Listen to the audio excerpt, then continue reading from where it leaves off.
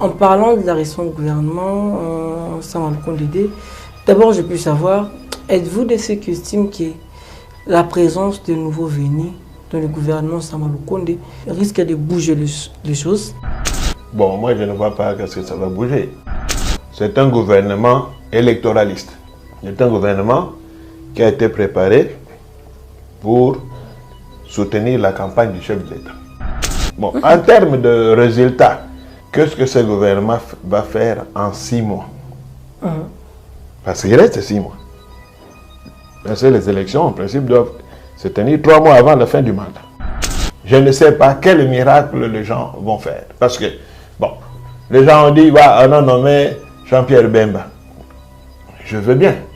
Mais Jean-Pierre Bemba n'est pas un Rambo. Ce n'est pas un Rambo qui va prendre son arme pour y aller tuer tous les M23 et les Codeco et tout ça là. En fait, Jean-Pierre Bemba, c'est un politique. Alors, pour qu'il réussisse dans son secteur d'activité, qui est la défense, il faut mettre de moyens à la disposition de l'armée. Si l'armée n'a pas de moyens, qu'est-ce que Jean-Pierre Bemba va faire? Rien du tout. Il en est de même des autres. Vital Kamere et tout ça. Ils ont beau avoir la volonté, mais d'abord, il faut qu'il y ait une bonne politique gouvernementale, doublée de moyens pour soutenir cette politique. Si ces deux facteurs-là manquent, vous pouvez prendre l'homme le plus intelligent du monde, l'homme le plus fort du monde, il ne fera rien. Je ne suis pas trop impressionné par le nouveau gouvernement, parce que il risque d'être buté au problème de moyens. Vous savez, par exemple, lorsqu'on prend le secteur du ministre de l'Intérieur, vous avez vu, celui qui venait d'être là, Maître Daniel Esselo, notre confrère. Bon, pendant tout son mandat, il y a eu une montée exponentielle de l'insécurité dans les villes, avec ce qu'on appelle le banditisme urbain, le Kuruna. Surtout à Kinshasa. Bon, c'est dans toutes les villes maintenant, dans toutes les villes. Dans toutes les villes? Oui. De la RDC? Oui, partout. Même là où il n'y avait pas de Kuruna, maintenant c'est devenu le sport favori. Comment voulez-vous qu'il n'y ait pas d'insécurité lorsque dans un sous-set, vous n'avez qu'un ou deux policiers? Il y a des familles qui sont attaquées, il y a des Kuruna qui font leur sport favori. Quand vous allez au sous-set pour appeler au secours, le policier vous dit, ah, Nazanga Moko. Ah, Tozaka Kabisumi Bale. Et ils peuvent être mis là avec une seule arme. Une arme qui n'a que 2 ou 3 munitions. Comment voulez-vous qu'ils puissent sécuriser les gens? Donc, on ne s'amuse pas avec la sécurité. Et rien ne peut se faire sans la sécurité. Si le pays est en insécurité, le pays ne connaîtra pas le développement. Parce qu'aucun investisseur sérieux ne peut prendre ces milliards, aller déposer dans un pays où il y a l'insécurité, et puis demain, on pille ces installations et il perd tout. En parlant de la proposition de loi sur la congolité, d'abord je peux savoir, êtes-vous de ceux qui estiment que c'est une proposition discriminatoire? J'ai dit que cette proposition de loi dite Tchani est anticonstitutionnelle. Et elle est discriminatoire et elle est inopportune maintenant. Donc, c'est une proposition qui ne viendra que ajouter à la tension qu'il y a dans le pays, qui ne viendra ajouter qu'à la division qu'il y a dans le pays. Et ce n'est pas bon pour un pays qui est attaqué de toutes parts, qui demande à ce que nous soyons soudés, qu'il y ait une cohésion nationale pour faire face à l'agression dont nous sommes logés à l'Est, qu'on vienne ajouter une histoire inutile. Au regard de la loi actuelle de notre pays, cette proposition est anticonstitutionnelle. C'est le énième plateau sur lequel je l'ai dit. C'est vrai, beaucoup de Congolais sont animés plus par un sentiment, n'est-ce pas, de peur ou de haine contre certaines personnes. Mais moi, je suis un scientifique. Je suis juriste et je le resterai. Je ne peux pas soutenir une proposition qui va à l'encontre de la loi fondamentale de mon pays. Je demande aux gens de se reporter sur l'article 13 de notre Constitution. Que dit l'article 13? Cet article dit ceci. Au aucun Congolais ne peut faire l'objet de discrimination pour l'accès aux fonctions publiques, à l'éducation et à toute autre matière. Congolais d'origine ne veut pas dire Congolais de père et de mère. Ça, je martèle sur ça, parce qu'il y a plusieurs juristes qui prennent les raccourcis pour dire, quand on dit Congolais d'origine, ça signifie de père et de mère. C'est faux. Comment pouvez-vous me convaincre, moi, juriste et professionnel des droits que je suis, que cette fameuse proposition de loi ne viole pas les dispositions constitutionnelles? Ce critère-là de père ou de mère n'est pas un critère de compétence, encore moins un critère de loyauté ou d'amour pour ce pays. Les cas sont légion. Ceux qui ont amené ce pays là où il est, ce sont ces fameux Congolais de père et de mère. Ceux qui font des détournements aujourd'hui dans ce pays, ce sont les Congolais de père et de mère. Ceux qui trahissent les pays aux étrangers, ce sont les Congolais de père et de mère. Par contre, nous avons certains Congolais qui n'ont eu qu'un parent congolais, mais qui sont restés fidèles à ce pays et qui ont rendu de bons et loyaux services à ce pays. Le cas de Mamadou Ndala. Les cas sont légion et je peux commencer à les citer depuis la Première République. Je vous citerai le cas d'Albert Delvaux, Mafuta Kizola. Nous avons des vaillants Congolais comme José Ndoun de Bonongue. Vous allez me dire que ces gens-là, ils n'aiment pas le pays? Nous avons des gens comme Jean Bamani Sassaïdi qui ont investi dans ce pays ici. Des Adam Bobol. La liste est trop longue. Kengo Adondo. Qui peut contester? Qui même dans cette classe politique peut dire qu'il a fait mieux que Kengo Adondo dans ce pays? Qu'est-ce qu'il a fait mieux? Qu'est-ce que le Tchadien a fait? Il dit qu'il a travaillé pour la Banque mondiale pendant 35 ans là-bas. Qu'est-ce qu'il a fait pour le Congo? Cette proposition est illégale et risque, je dis bien, d'amplifier les conflits au pays.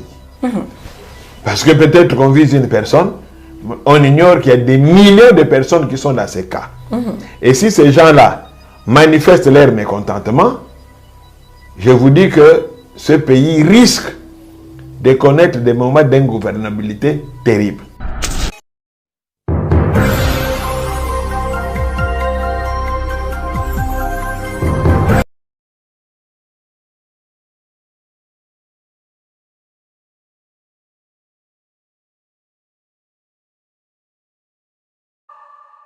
Merci de continuer à faire confiance à la meilleure des chaînes, mesdames, messieurs. Je suis Willy FT, mon combattant de la liberté, votre humble serviteur, le présentateur de votre émission d'échange, d'analyse et d'actualité à caractère socio-politico-juridique. Mesdames, messieurs, une émission qui est toujours présentée par monsieur Willy FT, mon combattant de la liberté, que je suis. Mesdames, messieurs, tout au long de l'émission d'aujourd'hui, on parlera de la loi sur la nationalité. En fait, on parlera sur la congolité. Est-ce qu'aujourd'hui, pour être président de la République, il faut à tout prix être congolais de père et de mère? On en parle tout à l'heure dans cette émission, mesdames et messieurs. Tout au long de cette émission, on parlera également des élections de 2023. Mesdames et messieurs, est-ce que M. Denis Kadima assure l'indépendance ou non? Est-ce que les élections de 2023 risquent d'être reportées ou non? On parle d'un peu de temps, mesdames et messieurs. Toujours tout au long de cette émission, on parlera de l'insécurité à l'est de la République démocratique du Congo. Qu'il faudra-t-il faire aujourd'hui pour amener la paix à l'est de la RDC? On en parle dans cette émission, mesdames et messieurs. Pour finir, on parlera également de la gestion de la ville-province de Kinshasa. Est-ce que la ville-province de Kinshasa a un gouverneur incompétent? Est-ce qu'après 4 ans de règne et de gouvernance, pouvons-nous dire aujourd'hui que le bilan de M. Jean-Tinu Bakangobila est complètement positif ou non? On en parle tout à l'heure, mesdames, messieurs. J'ai l'honneur et le plaisir de recevoir pour vous aujourd'hui Maître Silver Kyunga. Il est avocat et analyste politique indépendant. Maître, bonjour et bienvenue. Oui, bonjour, monsieur le journaliste. Bien. On est relax. Bien, mesdames, messieurs, On débute avec la loi sur la congolité. Est-ce que c'est important pour être, en fait, est-ce que c'est important pour avoir un président de la République? Il faut que le président, en fait, le soi-disant président de la République soit congolais de père et de mère. Est-ce que la proposition de loi est-il important présentement ou non? On en parle présentement d'un monsieur. On débute avec ça. En fait, Maître Silver, en parlant de la proposition de loi sur la congolité, d'abord je puis savoir, êtes-vous de ceux qui estiment que c'est une proposition discriminatoire, comme certaines personnes ont fait l'estime? Oui, merci. J'ai dit que cette proposition de loi dite Tchani est anticonstitutionnelle. Et elle est discriminatoire et elle est inopportune maintenant. Donc, c'est une proposition qui ne viendra que ajouter à la tension qu'il y a dans le pays, qui ne viendra ajouter qu'à la division qu'il y a dans le pays. Et ce n'est pas bon pour un pays qui est attaqué de toutes parts, qui demande à ce que nous soyons soudés, qu'il y ait une cohésion nationale pour faire face à l'agression dont nous sommes l'objet à l'Est, qu'on vienne ajouter une histoire inutile pour diviser de plus en plus les Congolais. Non, mais en fait, il n'y a que la présidence qui est visée, maître. En fait, en quoi est-ce que c'est choquant? Il n'y a que la présidence qui est visée. Non, non, il n'y a pas que la présidence. Selon l'initiateur de cette loi, il faut verrouiller les postes de chef de l'État, verrouiller les postes de Premier ministre, verrouiller les postes de chef d'état-major, Banque centrale également. Il y a plusieurs postes comme ça, président de l'Assemblée nationale, président du Sénat. Mais au regard de la loi actuelle de notre pays, cette proposition est anticonstitutionnelle. C'est le énième plateau sur lequel je l'ai dit. C'est vrai, beaucoup de Congolais sont animés plus par un sentiment, n'est-ce pas, de peur ou de haine contre certaines personnes. Mais moi, je suis un scientifique, je suis juriste et je le resterai. Je ne peux pas soutenir une proposition qui va à l'encontre de la loi fondamentale de mon pays parce qu'il faut faire plaisir à quelqu'un. Non. N'êtes-vous pas de ceux qui estiment que en fait, la dite proposition de loi vise directement M. Moïse Katumbi? C'est l'impression que ça donne parce que dans certains forums où j'ai à débattre avec les gens, quand vous faites un débat, on tombe vite sur Moïse Katumbi. Et quand vous êtes contre cette proposition de loi, on dit automatiquement vous êtes katombiste. Bon, moi je dis à tous ces gens-là, c'est un manque d'argument. Je demande aux gens de se reporter sur l'article 13 de notre Constitution. Que dit l'article 13? Cet article dit ceci, je vais le dire de mémoire. Aucun Congolais, aucun, et lorsqu'on dit aucun, c'est sans exception, c'est aucun. Aucun Congolais ne peut faire l'objet de discrimination dans l'accès aux fonctions publiques et à l'éducation et à toute autre matière. Le législateur est clair. Aucun Congolais ne peut faire l'objet de discrimination pour l'accès aux fonctions publiques, à l'éducation et à toute autre matière. Et le législateur ajoute ceci, que cette discrimination vienne de la loi ou d'un acte de l'exécutif. Ça signifie quoi? Même si c'est l'Assemblée nationale ou le Parlement général, l'Assemblée nationale, le Sénat, qui prend une loi pour discriminer, l'article 13 dit non. Et l'article 13 ajoute, cette discrimination peut venir de quoi? C'est qu'on interdit. On interdit une discrimination par rapport à l'origine tribale, par rapport à l'origine ethnique, par rapport à la condition sociale, par rapport aux convictions politiques, par rapport à la religion et par rapport à l'origine familiale. C'est clair comme l'eau de la source. Tout juriste normal qui n'est pas motivé par des considérations politiques, dira que cette loi va à l'encontre de l'article 13 de notre Constitution. Bon, maintenant, j'ai eu à échanger avec certains juristes qui prennent les raccourcis. Ils disent, mais l'article 72 de la Constitution donne les conditions pour être chef de l'État. Il faut être, première condition, Congolais d'origine. Tout à fait normal. Mais qui est Congolais d'origine? Parce qu'en droit, les termes que le législateur utilise, c'est lui-même qui donne l'explication de ces termes-là. Quand vous prenez la majorité des lois de notre pays, vous verrez que le législateur, avant de donner les articles, il donne les définitions que lui-même, le législateur, estime vraies pour les termes qu'il utilise. Lorsque vous prenez cet article 72, sur lequel les gens se focalisent, il faut être Congolais d'origine. Pour comprendre qui le législateur appelle Congolais d'origine, il faut aller dans la loi sur la nationalité. Lorsque vous allez dans cette loi sur la nationalité, qui n'est pas encore abrogée jusqu'à ce jour, vous prenez son article 6. Cet article 6 de la loi sur la nationalité dit ceci.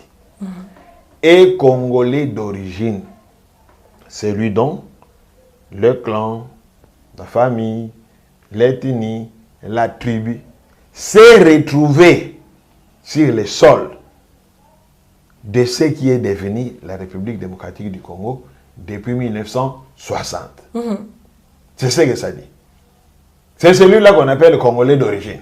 Donc, les Congolais d'origine, c'est celui dont l'ethnie, la tribu, tout ça, ont été trouvés sur ce territoire à partir de 60. Congolais d'origine ne veut pas dire Congolais de père et de mère. Ça, je martèle sur ça, parce qu'il y a plusieurs juristes qui prennent les raccourcis pour dire, quand on dit Congolais d'origine, ça signifie de père et de mère. C'est faux. C'est toute la ligne. Et l'article 7 de cette même loi sur la nationalité renchérit pour dire que est Congolais de naissance, c'est lui dont l'un des parents, soit le père, soit la mère, est Congolais. Alors, fort de ces deux articles 6 et 7 de la loi sur la nationalité, de l'article 13 de la Constitution, comment pouvez-vous me convaincre, moi, juriste et professionnel de droit que je suis, que cette fameuse proposition de loi ne viole pas les dispositions constitutionnelles? Moi, je dis aux tenants de cette loi-là, qui veulent la prendre pour des raisons politiques, si c'est ça qu'ils le veulent, il faut amender la Constitution. Vous amendez certaines dispositions de la Constitution, alors cette loi deviendra conforme. Mais j'ajoute ceci. Lorsque vous suivez tous ceux qui sont derrière cette loi, en réalité, ils ne visent certaines personnes. Mais ils oublient, entre autres, ils oublient qu'il y a des millions et des millions de Congolais qui sont dans ces cas-là. Des millions qui sont nés de pères étrangers. Et l'autre bizarrerie que je trouve, c'est qu'on dirait qu'on se focalise à ceux qui sont nés de parents blancs, disons-le.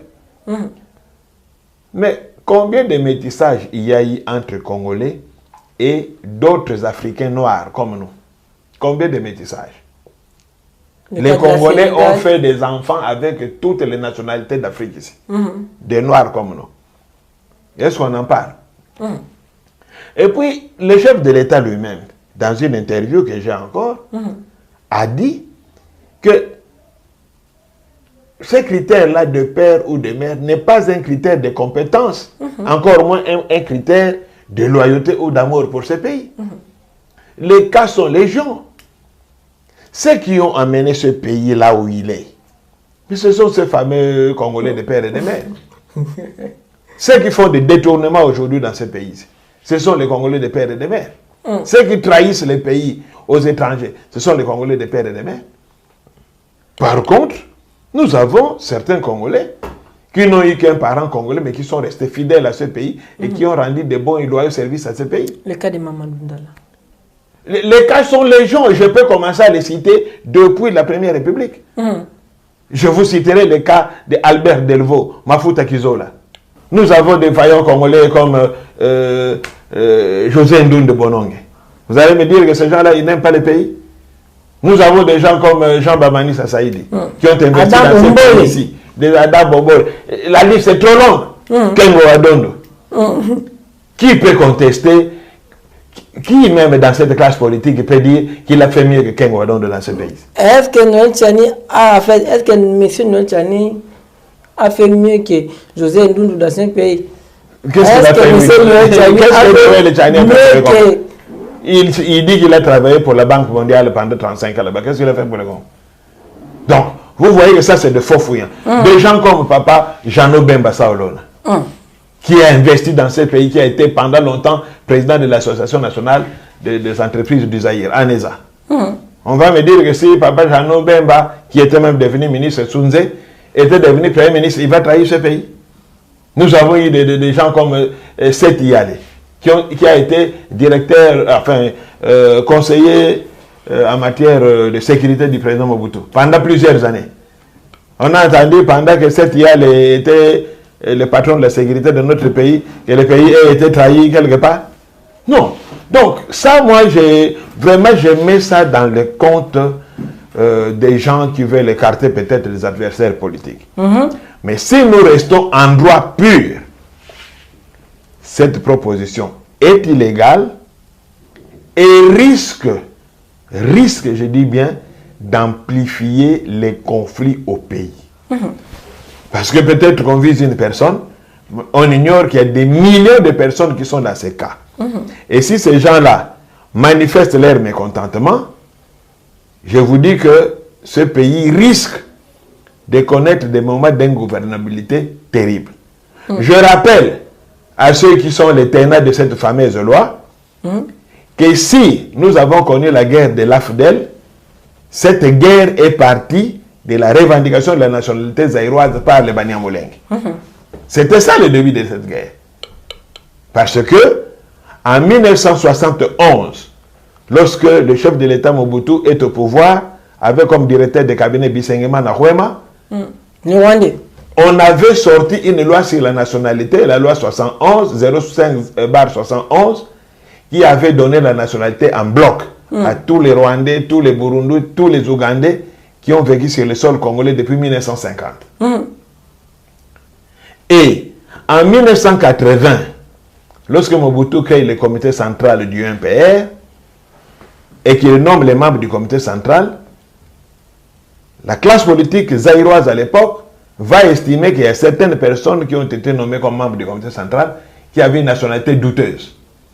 D'où on va revoir la loi de 71 pour faire une nouvelle loi en 81 qui a abrogé celle de 71. La conséquence, c'est quoi? Tous ces gens qui ont obtenu la nationalité zaïroise en 71 l'ont perdu en 81. Ils ont commencé les revendications. En 90, 91, quand on a fait la conférence nationale souveraine, ces gens-là sont venus à la conférence nationale souveraine avec leurs partis politiques pour être admis. La commission de validation des mandats les a rejetés. Elle a dit, vous êtes des étrangers, vous ne pouvez pas avoir un parti politique et vous ne pouvez pas faire partie de la conférence nationale souveraine. Ils sont partis et pendant ce temps, ils se préparaient. C'est ainsi qu'en 1976, la guerre va commencer à l'Est. Et pendant 2-3 semaines, toute la presse internationale a dit les Banyamulenge viennent de prendre les armes pour revendiquer la nationalité zaïroise. C'est longtemps après qu'Enze Laurent Désiré Kabila a été consulté en Tanzanie pour intervenir dans cette histoire. Mais le début de la guerre, c'était la revendication de la nationalité zaïroise. L'histoire doit nous renseigner. Parce que j'ai l'impression que les Congolais, ils naviguent comme des gens qui sont sans boussole. Donc voilà que ce rejet-là nous a amené à la guerre de l'AFDEL Et depuis lors, l'Est est sous instabilité. Aujourd'hui, on veut écarter certains Congolais de la gestion de la chose publique parce qu'ils seraient nés d'un parent qui ne serait pas congolais.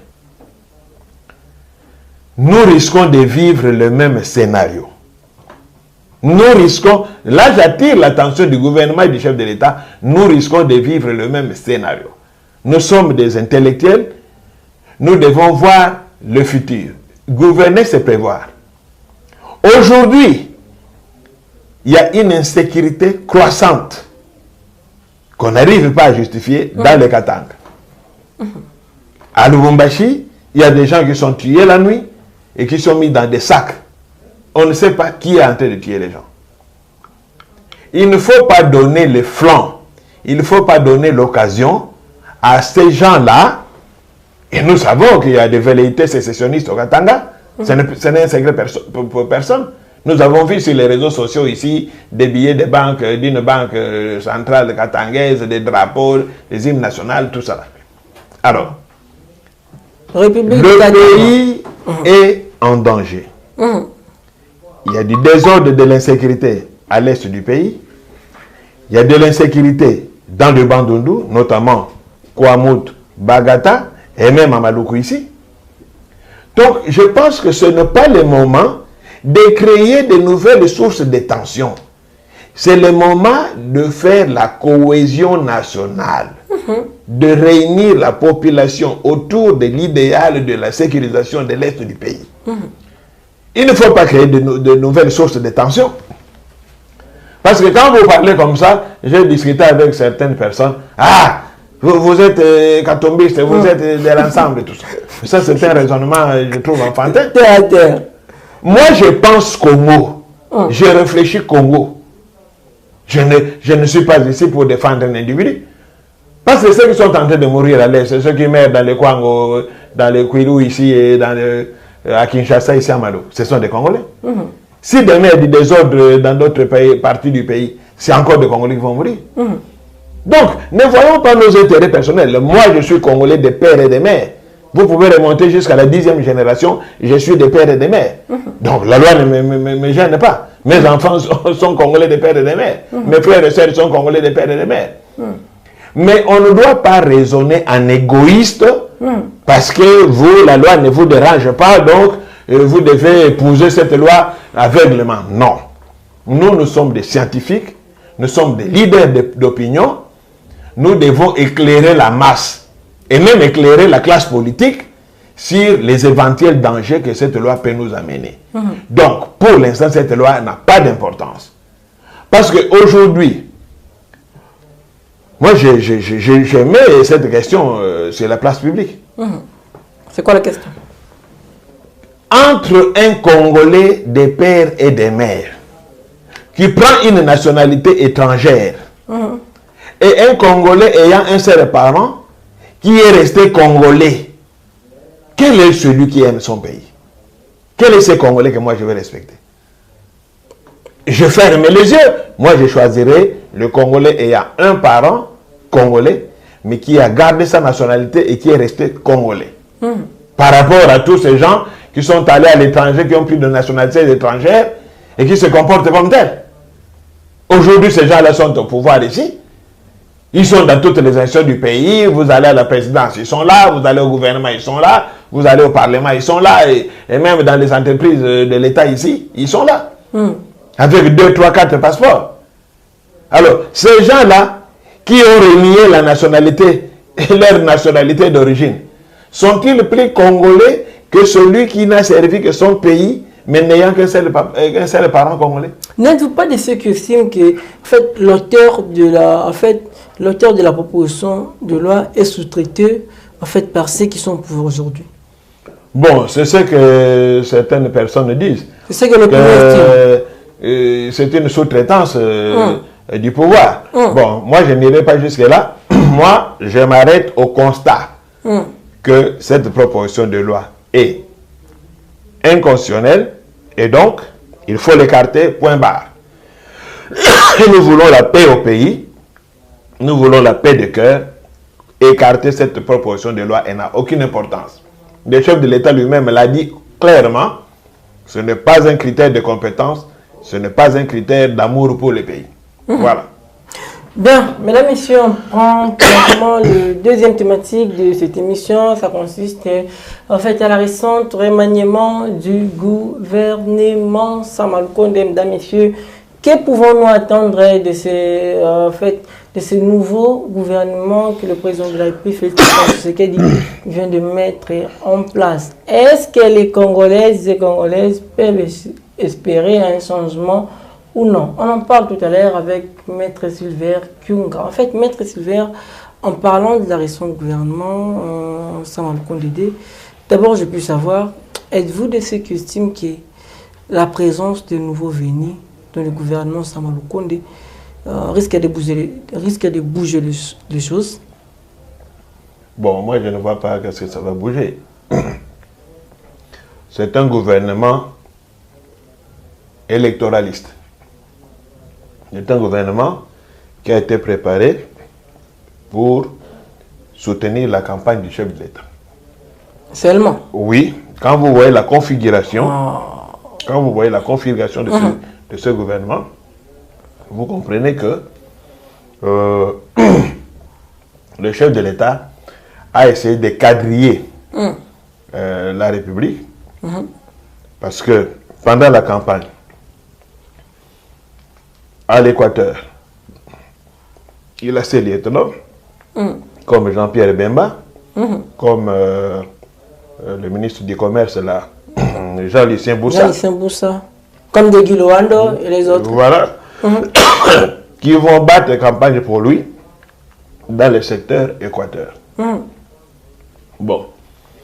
Pour le sud du Kivu, il a le président du Sénat, Bahati Lukwebo, et il a Vital Kamerhe.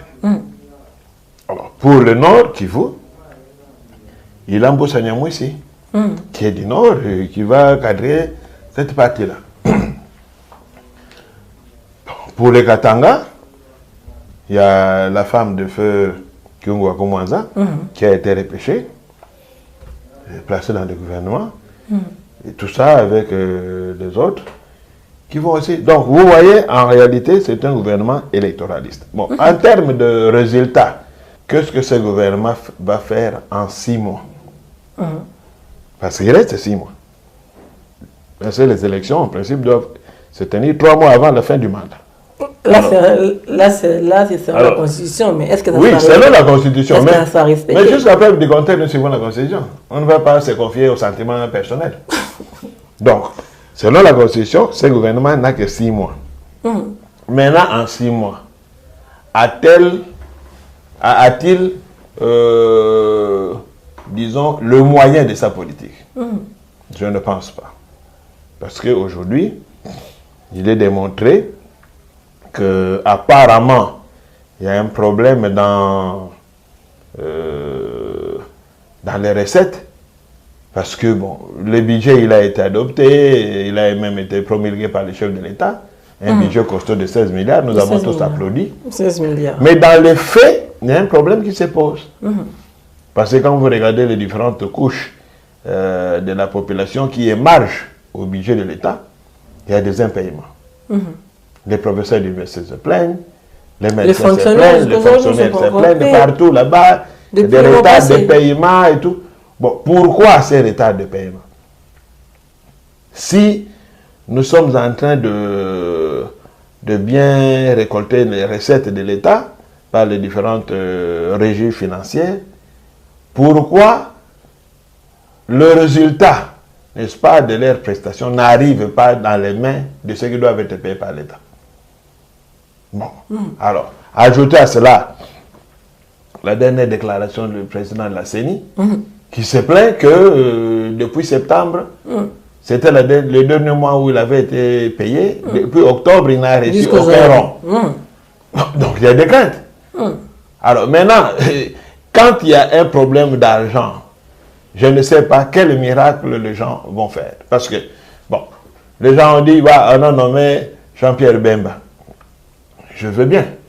Mais Jean-Pierre Bemba n'est pas un Rambo. Ce n'est pas un Rambo qui va prendre son arme pour y aller tuer tout le M23 et les Codeco et tout ça là. En fait, pensez-vous Jean-Pierre Bemba, c'est un politique.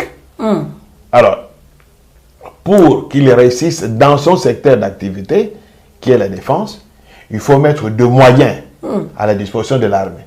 Si l'armée n'a pas de moyens, qu'est-ce que Jean-Pierre Bemba va faire? Rien du tout. Il en est de même des autres. Vital Kamere et tout ça. Ils ont beau avoir la volonté, mais d'abord, il faut qu'il y ait une bonne politique gouvernementale, doublée de moyens pour soutenir cette politique. Si ces deux facteurs-là manquent, vous pouvez prendre l'homme le plus intelligent du monde, l'homme le plus fort du monde, il ne fera rien. Donc, moi personnellement, bon, je ne suis pas trop impressionné par le nouveau gouvernement, parce que il risque d'être buté au problème de moyens. Vous savez, par exemple, lorsqu'on prend le secteur des ministres de l'Intérieur, vous avez vu, celui qui venait d'être là, Maître Daniel Selo, notre confrère.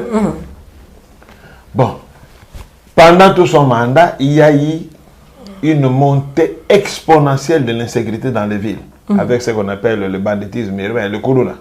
Surtout à Kinshasa. Bon, c'est dans toutes les villes maintenant, dans toutes les villes.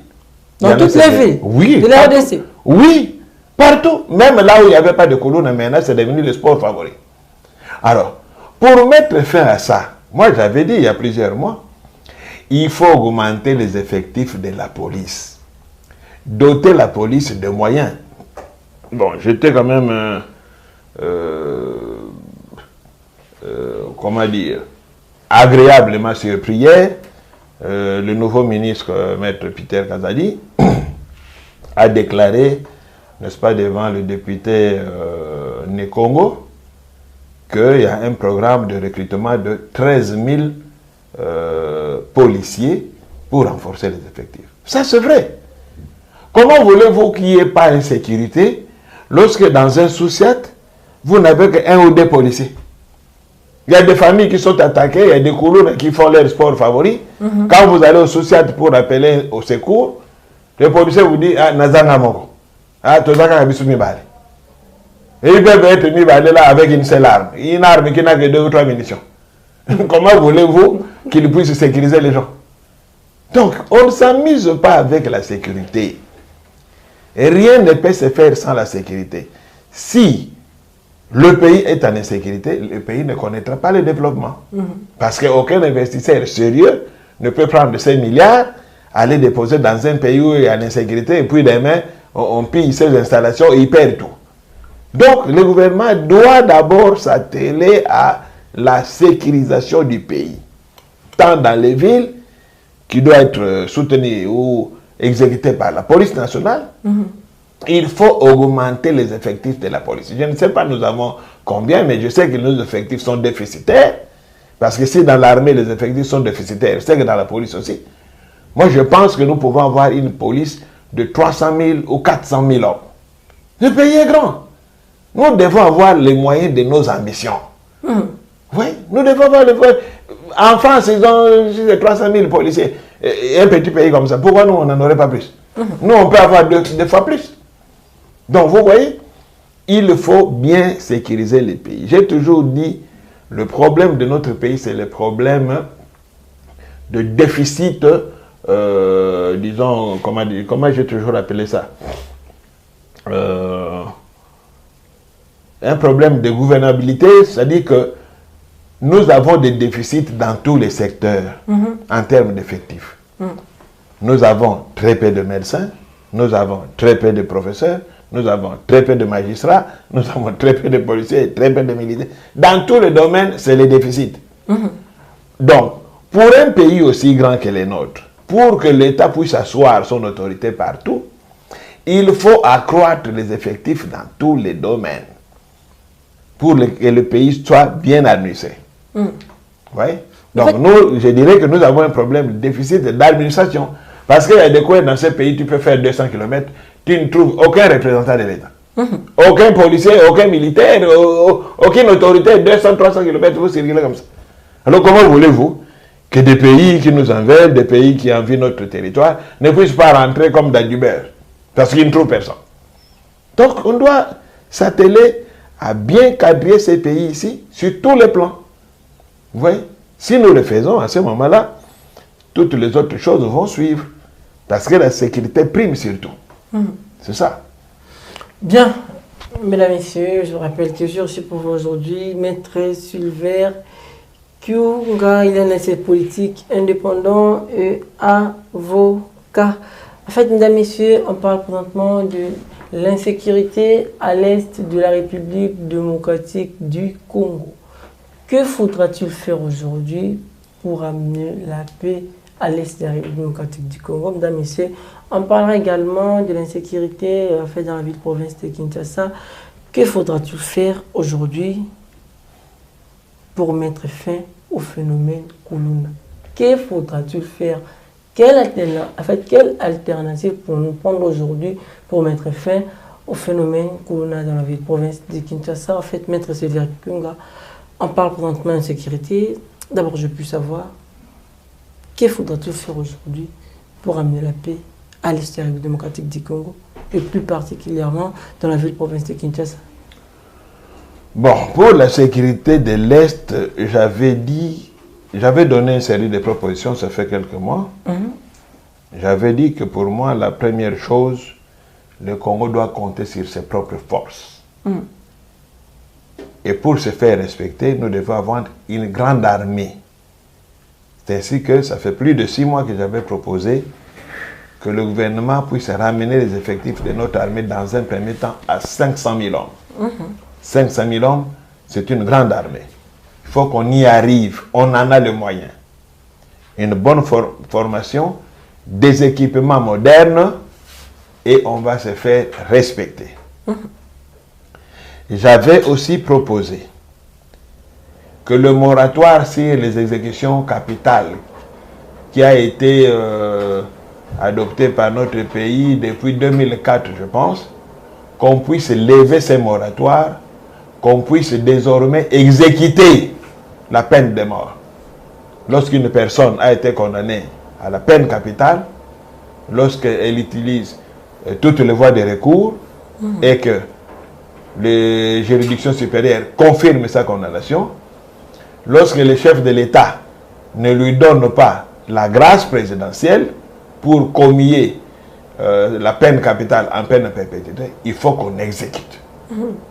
Parce que moi, je ne peux pas comprendre que des gens qui sont en train de banaliser la vie, qui tuent les gens comme des souris, comme des rats, que ces gens-là puissent être encensés, mis en prison et nourris aux frais du contribuable congolais. Je trouve ça vraiment cynique. Lorsque quelqu'un n'a pas du respect pour la vie, eh bien, l'État doit lui montrer que lui aussi, sa vie ne vaut rien. Parce que jusqu'à preuve du contraire, la peine capitale se trouve dans notre arsenal juridique. C'est une sanction qui est prévue par la Constitution et par le Code de procédure pénale de notre pays. Donc, il faut qu'on l'exécute. Alors, au-delà de ça, j'ai dit, en rapport avec ces conflits avec le Rwandais, j'ai demandé depuis des mois que les relations diplomatiques avec le Rwanda soient rompues. Je n'arrive toujours pas à m'expliquer, depuis toutes ces années ici, pourquoi nous gardons les relations avec ce pays-là. Nous-mêmes, le gouvernement congolais a confirmé qu'il a des preuves que les troupes rwandaises sont sur notre sol. La MONUSCO l'a confirmé. L'Union européenne l'a confirmé. Les États-Unis l'ont confirmé. L'ONU a confirmé que les troupes rwandaises sont sur notre sol, que le M23 reçoivent de l'aide du Rwanda. Mais je ne comprends pas. Le gouvernement est comme timoré. Le gouvernement, je ne sais pas, qu'est-ce qui les effraie pour rompre ces relations diplomatiques avec le Rwanda? Renvoyer un ambassadeur n'est pas une rupture des relations diplomatiques, je ne cesse de le dire. Parce qu'au jour d'aujourd'hui, notre ambassade au Rwanda fonctionne, l'ambassade du Rwanda ici fonctionne. Vous avez besoin d'un visa du Rwanda, vous allez à l'ambassade, on vous donne et vous partez. Alors, comment des pays en guerre peuvent rester en relation diplomatique? Je ne comprends rien. Nous sommes en guerre. Nous venons de suivre ici l'Arabie Saoudite et l'Iran. Ils ont rompu des relations depuis longtemps. Ils n'étaient même pas en guerre directe, ils étaient en guerre d'une façon interposée. n'est-ce pas, au Moyen-Orient là-bas. Mais ils ont rompu les relations. Mais pourquoi nous, on ne rompt pas? On se plaint aujourd'hui, on dit nous sommes infiltrés, nous sommes infiltrés. Mais les premiers espions sont à l'ambassade. C'est là qu'on peut, n'est-ce pas, tirer des ficelles, faire des écoutes et tout et tout. Qu'est-ce qui nous empêche de rompre les relations diplomatiques avec ces pays-là? Je n'arrive pas à comprendre ça. Donc, ça, ce sont des mesures que le gouvernement peut prendre facilement. Parce que nous sommes très forts pour demander aux autres États de sanctionner le Rwanda. Mais je pense que c'est nous-mêmes qui devons d'abord commencer. Qu'est-ce que nous avons pris comme sanction contre le Rwanda? Montrons d'abord l'exemple. Nous prenons des sanctions contre le Rwanda. On rompt les relations diplomatiques. La frontière est fermée et n'est ouverte que d'une façon intermittente pour quelques heures, avec conditionnalité. On doit savoir qu'est-ce que tu viens faire ici ou bien qu'est-ce que tu vas faire là-bas. C'est alors qu'on va se faire respecter. Mais on ne le fait pas. On ne fait que se plaindre, nous sommes infiltrés, nous sommes infiltrés. Mais l'infiltration, là, ils entrent par où? Ils entrent par la frontière, non? Et quand vous laissez votre frontière poreuse, mais les gens vont rentrer. Coupons les relations, affermons cette frontière-là, et puis contrôlons les gens qui sont à l'intérieur ici, qu'on sache comment ils sont rentrés, ils sont venus faire quoi? Vous n'êtes pas de ceux qui estiment que l'arrivée des forces régionales, en fait, risque d'apporter quelque chose? Rien du tout.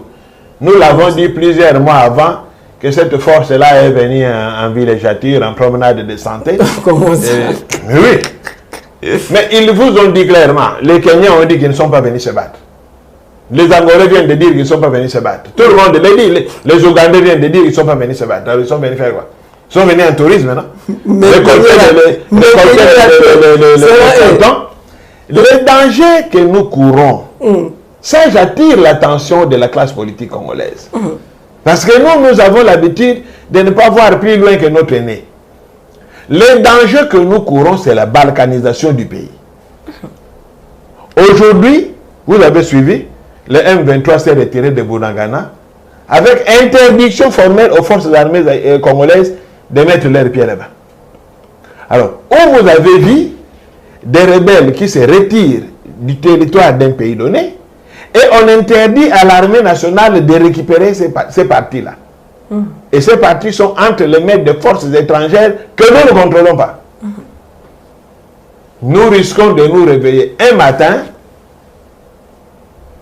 Ces envahisseurs qui sont à l'est là font faire un référendum, comme quoi la population de l'est demande l'autodétermination, ou ils demandent le rattachement au Rwanda et à l'Ouganda. Et puis comme l'ONU, c'est des gens qui sont aussi, je ne sais pas, je m'abstiens de leur donner une qualification, sinon ça serait grave. Vous verrez l'ONU dire oui, il y a l'autodétermination et nous allons soutenir. Et comme votre MONUSCO est là, ils vont soutenir ça et puis un État est né à l'est du pays. Est-ce que la classe politique pense à ça? Que vous pouvez vous réveiller un matin à un référendum d'autodétermination à l'est là-bas? Ce qui vient de se faire en Ukraine, est-ce que nous ne suivons pas ça? Où la Russie a organisé le référendum d'autodétermination? Un référendum fait dans le chaos. Vous votez avec un militaire derrière vous. Bon, qu'est-ce que vous allez faire? Donc, il faut que nous fassions attention. Ce qui se passe à l'Est touche à l'avenir du pays. C'est très dangereux. C'est très dangereux. La MONUSCO ou l'ONU, c'était une organisation, comme avait dit le général général de Gaulle, c'est un machin qui en réalité est au service des grandes puissances. L'ONU. Ah oui. C'est une organisation qui est au service des grandes puissances. Il suffit que les grandes puissances aient leur agenda, ils font passer ça par l'ONU. Là, c'est une révélation. Je vous informe que la République qu'on appelle aujourd'hui Érythrée faisait partie de l'Éthiopie. Érythrée était une province de l'Éthiopie. Aujourd'hui, l'Érythrée, c'est un État indépendant. Aujourd'hui, il y a une autre province qui est en train de faire la guerre, là, les Tigrés. C'est une partie de l'Éthiopie, mais ils font la guerre. Ils veulent être indépendants. Je vous rappelle que le Soudan était un pays uni. Aujourd'hui, nous avons le Soudan et le Soudan du Sud. Et qui a facilité la naissance du Soudan du Sud, c'est toujours votre ONU là. Vous comprenez? Je vous informe aussi que la Yougoslavie était un État qui s'est désintégré. Le Kosovo faisait partie de la Serbie. Aujourd'hui, le Kosovo est devenu un État. Toujours à cause de l'ONU. Ah non, les Kosovars ont demandé leur autonomie, tout ça là. Il faut faire attention et très attention.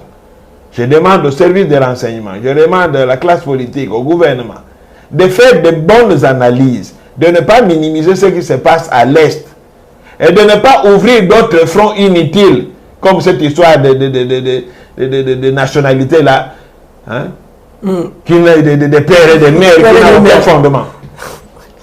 Focalisons nos intelligences à l'Est du pays, où il y a des velléités de balkanisation, et ce qui se fait là, où on empêche à notre armée à aller dans certaines parties de l'Est, c'est une balkanisation de fait. Alors, maintenant, évitez que demain vous vous réveillez demain avec un référendum. Je viens de suivre Paul Kagame, qui a raconté là, ah mais ce qui se passe là-bas, on veut renvoyer des Tutsis au Rwanda ici, on ne peut pas les renvoyer ici. Non, on n'a rien à voir avec ces Tutsis-là. Ce sont des Congolais, ils doivent rester là-bas. Il faut faire attention à de tels discours. Moi, j'ai toujours trouvé, quand le monsieur là d'en face parle, il n'y a pas une réplique de notre gouvernement. Il y a comme une mollesse, on le laisse parler, raconter n'importe quoi, et nous, on ne réagit pas. Non. Nous devons réagir chaque fois que ce monsieur raconte des histoires. On doit réagir et les rencontrer. C'est très important. Donc, faisons très attention à ce qui se passe à l'Est. Moi, j'avais dit, cette force-là, elle nous aidera en rien. Équipons notre armée, augmentons les effectifs de notre armée, faisons la guerre totale. C'est ça que nous devons faire. Aujourd'hui, on nous a enlevé cette histoire d'autorisation, tout ça avant d'acheter les armes. Eh bien, achetons les armes. L'embargo a été levé sous les armes existent. Créons des centres de formation pour ces jeunes gens, qu'ils apprennent des métiers. Maçonnerie, menuiserie, charpenterie, ferraillerie, tout ce que vous voulez, la électricité, mécanique, on a fait avec les services nationaux. Former comme ces on a fait avec les services nationaux. Mais oui. Pourquoi on ne créerait pas des centres de formation? D'abord, nous avons un grand centre comme l'INPP, qui est un service de l'État. Pourquoi les autorités de la ville de Kinshasa? J'avais vu à l'époque de Kimbuta. Kimbuta a pris comme ça 200 ou 300 colonnes qu'on a envoyé à l'INPP, études supportées par l'hôtel de ville, pour qu'ils apprennent des métiers. Aujourd'hui, certains sont devenus des responsables. Donc, n'attendez pas toujours qu'ils aient d'abord blessé les gens ou tué les gens avec leurs machettes pour les amener à Kanyamaga. Non. Si nous avons des centres de formation, on fait un appel. Tout jeune qui n'a pas eu l'occasion de faire de longues études, qui ne travaille pas, venez à tel endroit, on va vous prendre en charge, vous allez suivre une formation selon votre choix. Celui qui aime l'électricité ou la maçonnerie, il va le faire. Celui qui aime la conduite automobile ou la mécanique, il va le faire. Ceux qui veulent apprendre, c'est pas moi, l'informatique, tout ça. Vous prenez ces gens-là, vous les formez, et après leur formation, l'État se charge de leur trouver des opportunités d'emploi. Par exemple, ceux qui apprennent la coupe et couture, l'État peut donner un petit financement, vous achetez 2-3 machines pour ce monsieur-là, il s'installe quelque part, il fait son atelier de couture. Vous voyez, il y a moyen de trouver des solutions. Ceux qui font la mécanique là, on peut les prendre, on les envoie dans les garages de l'État, STA, on les envoie dans les garages de l'armée. Ils vont trouver de l'emploi. Vous voyez? Donc, c'est bien de réprimer, mais aussi il faut savoir quelle est la cause. Parce que des jeunes gens qui ne font rien, ils n'étudient pas, ils sont dans les quartiers, à longueur de journée, ils fument des chanvres, ils prennent des boissons fortes, là, les fameux ododo. Et après avoir pris ça, ils entrent comme en transe, ils commencent à trouver que tout ce qui passe devant eux, c'est des souris. Ils ne vous voient pas comme un humain. Quand il a sa machette, après avoir pris, n'est-ce pas, toutes ces drogues-là, il constate qu'il est devant des moustiques, peut-être, qu'il veut éradiquer. Vous voyez? Oui. Parce que si vraiment il savait que ça c'est un humain, il ne peut pas le faire. Mais sous l'emprise de ces drogues-là, il ne voit pas qu'il est devant un homme. Peut-être pour lui c'est un cancre là. Il dit, bon, le cancre là, il faut le tuer parce qu'il embête les gens. Vous voyez? Donc, il faut donner la formation. La formation. C'est vrai. Aujourd'hui, on parle de gratuité de l'enseignement, on en parle sur tous les toits. C'est bien beau. Mais les gens qui ont déjà dépassé l'âge, ils ne vont pas rentrer à la maternelle ou à l'école primaire. Ces gens-là, il faut les envoyer dans des centres de formation. Mais c'est dans ces centres-là qu'ils vont apprendre des métiers. Fait de la formation professionnelle, non? Oui, mais le ministère est là, il fait quoi? Ça fait quoi? C'est bien de faire des ministères, mais c'est quoi l'importance? C'est quoi l'apport de ce ministère? C'est-à-dire que le ministère doit effectivement fonctionner, c'est-à-dire le ministère de la formation professionnelle, ce ministère-là doit avoir des centres de formation. Où sont les centres? On en a créé combien? Vous voyez ça? D'ailleurs, ce ministère-là, quand vous regardez en réalité, c'est un ministère qui gère, n'est-ce pas, des cycles professionnels réguliers, hein, ceux qui font des écoles des écoles techniques, maçonnerie, ébénisterie, tout ça mécanique. Ça c'est une filière normale. Mais ici moi je suis en train de parler des gens qui n'ont pas pu faire des études même primaires, des gens qui peut-être se sont arrêtés en 6e primaire, qui n'ont plus d'espoir. Ce sont ces gens-là qui remplissent les rangs de colonne. Alors, pour ces gens-là, on crée des centres de formation. Là-bas, on n'est pas trop dans la théorie, on est plus dans la pratique. Dans la pratique. On apprend, monsieur, voilà, tu veux devenir briquetier, voilà comment on fabrique les briques. On lui montre la technique pour bien fabriquer les briques, pour bien doser et tout ça. Et demain, il peut être utile à la République. Nous sommes un pays en construction, il y a des bâtiments qui poussent par-ci, par-là. On a besoin de gens qui savent fabriquer de bonnes briques. Il veut apprendre la maçonnerie. On lui apprend comment on construit une maison, comment on ajuste les briques, comment on utilise, n'est-ce pas, l'échelle là et tout, pour savoir si la brique n'est pas penchée ou quoi. Donc, c'est ça qu'on doit donner à ces jeunes gens. Si, aujourd'hui, les colonnes a pris de l'ampleur, c'est parce que ces jeunes n'ont pas d'espoir. Ils n'ont pas d'espoir. Donc, pour eux, ils trouvent que la vie est ratée. Bon, je fais ce que je veux, si on va me tuer, qu'on me tue. Bon, on a nommé l'honorable Jean-Marie Lokola, c'est comme PCA de l'INPP. En son temps, dans son truc là, G24, il appelait les colons et tout ça. Mais c'est l'occasion maintenant, et je pense même que c'est pour ça que le président de la République l'a nommé là-bas. Mais apparemment, il n'a pas compris sa mission. Parce que c'est maintenant là que lui, Jean-Marie Lokola, c'est ce qu'il nous montrait là avec G24. Maintenant qu'il est devenu officiel, c'est maintenant qu'il doit, en accord avec l'hôtel de ville, chercher les jeunes gens pour qu'ils aillent suivre la formation à l'INPP au frais de l'État. Mais je ne vois pas ça. Rien du tout. Rien du tout. Alors comment vous allez mettre fin au colonne?